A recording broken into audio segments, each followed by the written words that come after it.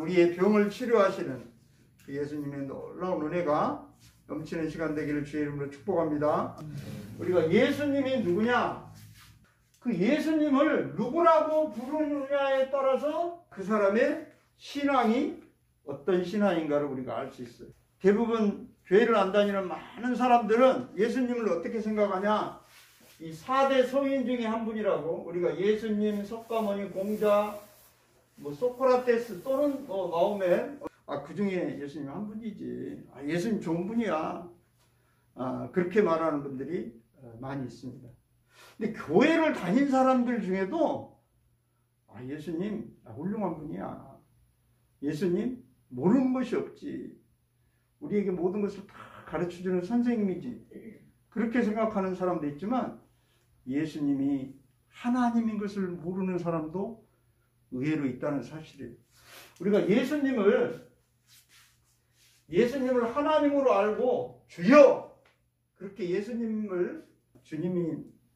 나의 주님이다, 나의 하나님이다, 이렇게 고백하는 것은 이게 쉬운 것 같아도 상당히 쉽지가 않습니다. 교회를 오래 다녀도 아직까지 예수님이 나의 주님이 안 된 사람이 많아요. 그냥 교회 가면 목사님이 말하는 그분이고 그냥 성경 속에 있는 분이지 그분이 나하고는 별로 관계가 없는 그런 4대 성인 중에 한 분 정도를 알고 있는 사람도 있어요.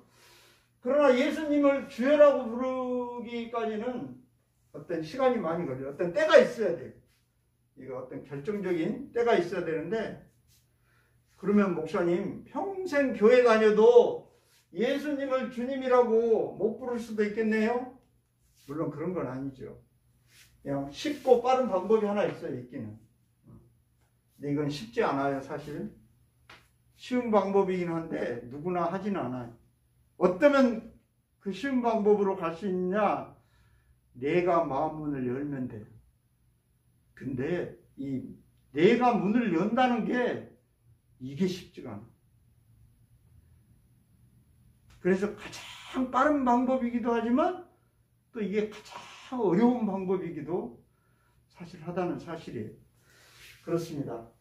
이 사람의 힘으로 해결할 수 없는 문제, 보통 우리가 그때 포기하지요. 이건 내 힘으로 안 되는구나. 오늘 그런 사람이 한 분 나와요. 오늘 우리가 이따 성경에 볼 텐데, 그 열병을 앓은 학자들이 연구에 의하면 이 베드로의 장모의 열병은 장티푸스일 수도 있고 콜레라일 수도 있다. 아무튼 그 몸에 열이 엄청나게 나는 병인데, 요즘도 열병이 나면 쉽지가 않는데, 그 시대는 지금부터 2000년 전에 그런 병은 거의 3, 4일 앓다가 죽는 경우가 대부분이에요. 그러니까 이 사람은 어차피 죽을 사람, 그러면서 그냥 포기하는 그런 거예요. 그 베드로의 장모가 성경에 보면 누웠다, 그냥 내 던져놔 버렸다, 그냥 그런 뜻이거든요. 근데 그걸 이제 우리 성경 번역은 누웠다 그렇게 표현하는데, 우리 한번 성경을 보겠습니다. 우리가 오늘 8장 14절 같이 한번 읽을까요? 시작. 예수께서 베드로의 집에 들어가사 그의 장모가 열병으로 앓아 누운 것을 보시고, 여기서 누운 것이라는 것이 바로 배불러낸 내 던져놔 버렸다, 그런 뜻이에요. 그러니까 이 열병은 그때 당시 그 집에 있는 사람들 뿐만 아니라 그 지역사회에서 도저히 우리 힘으로는 안 돼, 그런 병이에요. 자기 힘으로 안 되는 그 문제 앞에 그냥 한쪽에 눕혀놔버린 그런 사람인데, 15절 한번 읽습니다. 시작. 그의 손을 만지시니 열병이 떠나가고 여인이 일어나서 예수께 수종들더라. 그런 사람을 예수님이 이 베드로의 집에 가서 그 장모의 손을 만지니까 이 장모가 죽을 줄 알고 한쪽에 밀쳐난 사람이 이제 일어난 거예요. 그래서 이 여인이 일어나서 예수께 수종들더라. 여기서 예수님께 수종을 들었다는 게 굉장히 중요한 말이에요. 이 장모님은 여기 수종들더라, 이게 헬라어 원어에 보면 능동태거든요. 자기 그냥 스스로 한 거예요. 본인이 스스로 예수님을 잘 대접하고 그렇게 한 거예요. 왜 그랬을까요? 왜 그래요?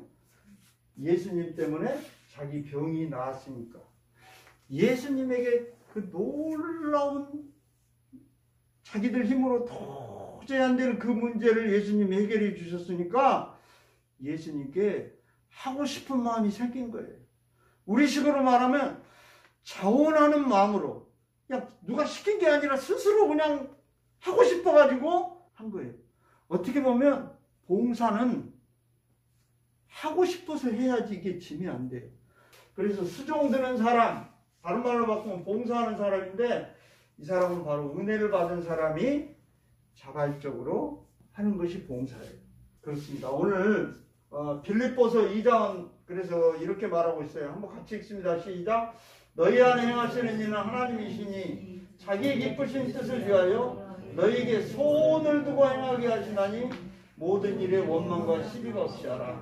여기서 소원을 두고 행한다는 것은 너희 마음속에 그것을 하고 싶은 마음을 주신 다음에 하면 원망과 시비가 없지만은, 그것이 되지도 않았는데 막 억지로 하려면 반드시 그것 때문에 원망과 시비가 생긴다는 사실이에요. 할렐루야.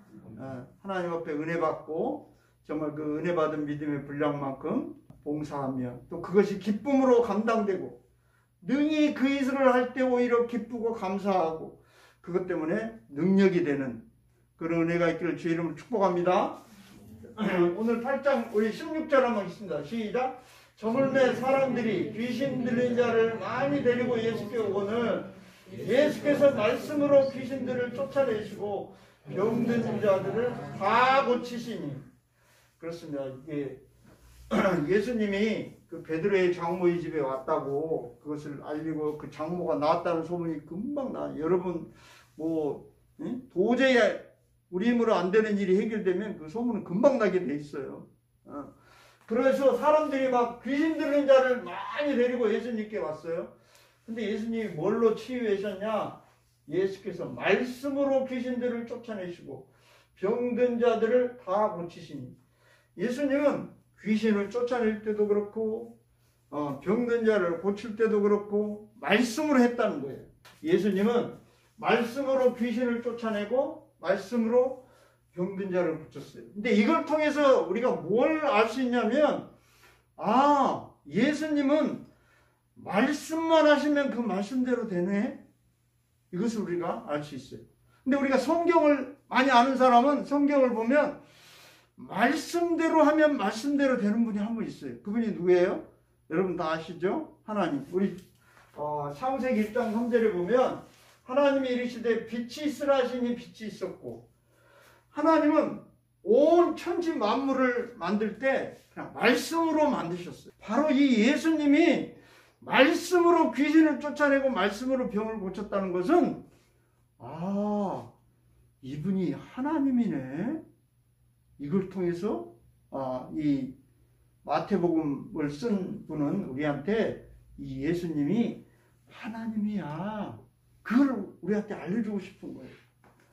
그래서 우리 17절 한번 읽습니다. 시작. 이는 선지자 이사야를 통하여 하신 말씀에 우리의 언약한 것을 친히 감당하시고 병을 짊어지셨다함을 이루려 하십니다라.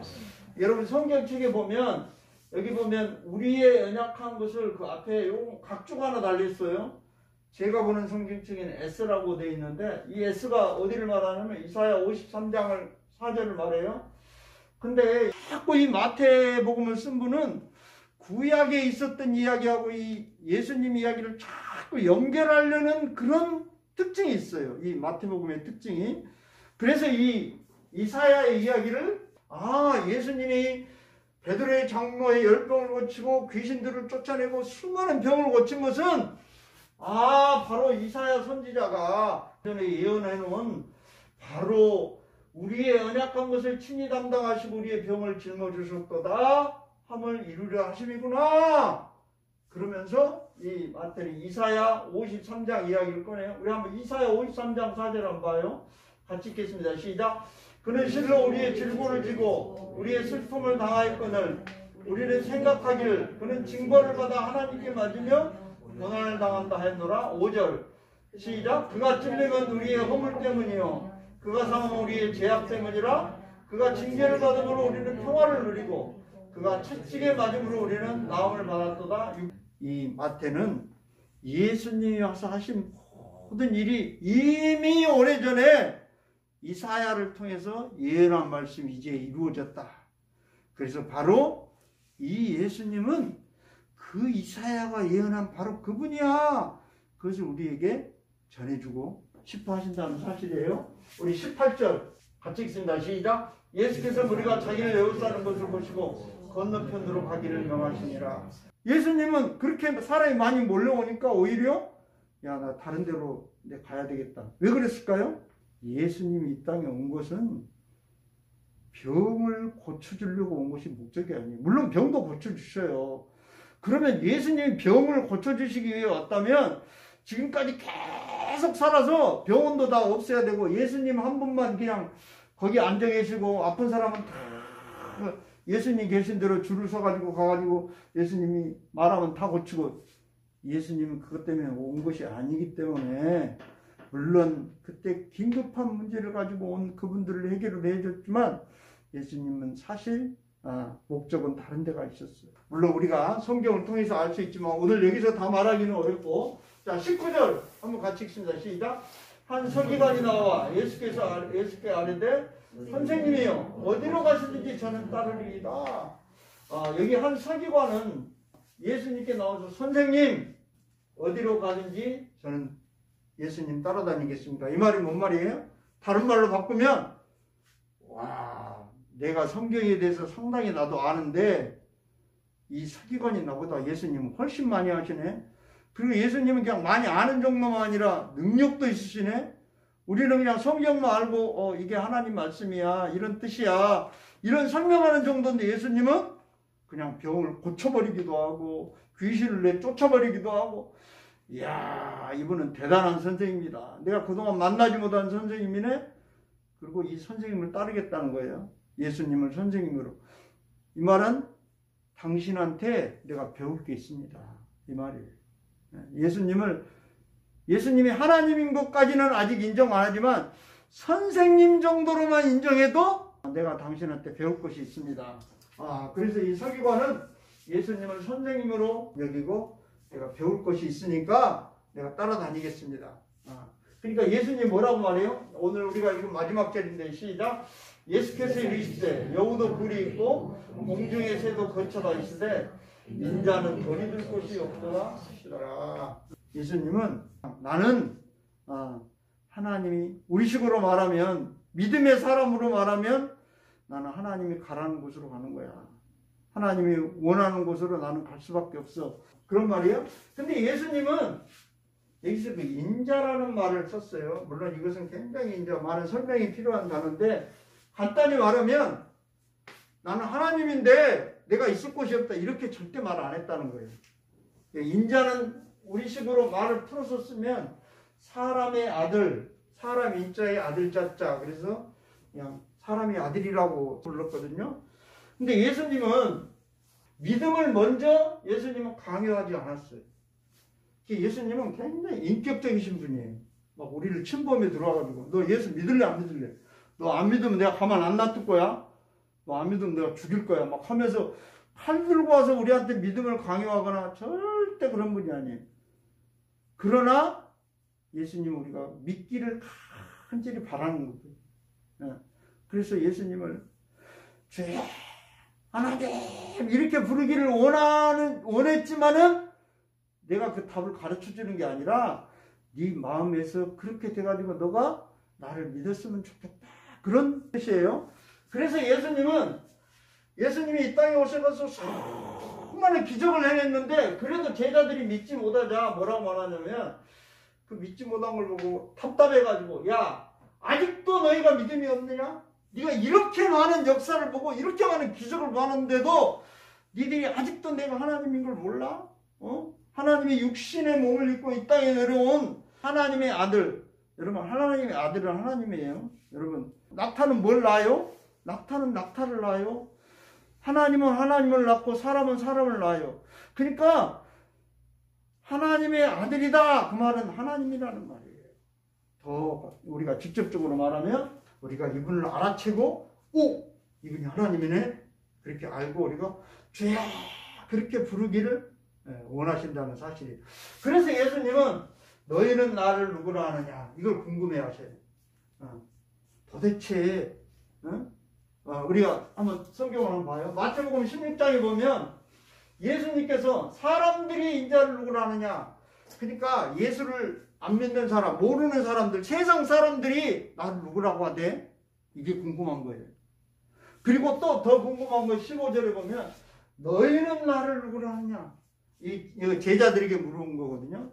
자기가 데리고 다니면서 예수님의 모든 걸 다 본 그런, 우리식으로 말하면 여기 위에는 교회 안 다니는 사람들한테 물은 거고 여기 밑에는 예수 믿는 우리에게 물어보는 거예요. 너희는 나를 누구라 하느냐. 세상 사람들은 나를 누구라고 하느냐? 근데 좋다. 세상 사람들은 그렇다고 해. 그럼 너희는 나를 누구라 하느냐. 그래서 우리가 적용해보면 나는 예수님을 누구로 고백하는가. 나는 예수님을, 제가 설교 맨 처음에 시작할 때 예수님을 누구라고 고백하느냐, 그걸 보면 그 사람의 믿음을 알 수 있다고 했죠. 그러니까 정말 이제 나는 그럼 예수님을 누구라고 말하지? 아이 목사님, 나는 예수님이 하나님인 거 알았어요. 난 그래서 예수님을 기도할 때마다 그렇게 부르고 기도하는데요. 그런 사람은 좋아요. 그럼 문제는 뭐냐? 믿음의 고백이 없는 사람. 아니 목사님, 난 아직도 모르겠어요. 예수님이 누군가도 모르고요. 나 교회를 그렇게 오래 다녔는데 믿어지지가 않아요. 도대체 예수님이 누군가 아직도 모르겠어요. 물론 그럴 수 있죠.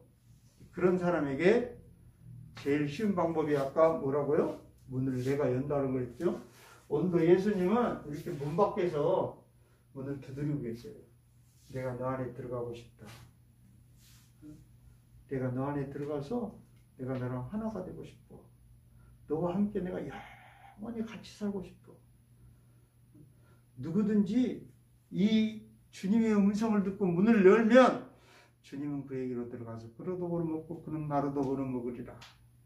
예수님과 함께 사는, 더 직접적으로 말하면 하나님과 함께 사는 사람이 된다는 사실이에요. 할렐루야.